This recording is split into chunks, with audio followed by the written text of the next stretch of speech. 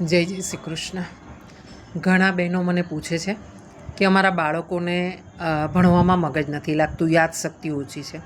એક તો તમને ટૂંકો અને સરળ રસ્તો બતાવું. ભોળાનાથને ગાયનું દૂધ અને એમાં ખડી સાકર આવે તે કૂટીને, મિક્સરમાં નહીં, કૂટીને મેળવીને દૂધમાં, ગાયના દૂધમાં મેળવીને ખડી સાકર, અને એ ભગવાનને પહેલાં ચડાવો, દૂધ અને સાકર, અને પછી ઉપર જળ ચડાવીને ભગવાનને ચોખ્ખા કરી નાખો, જેથી ભગવાન ઉપર, ભોળાનાથ ઉપર કીડીઓ ના ચડે.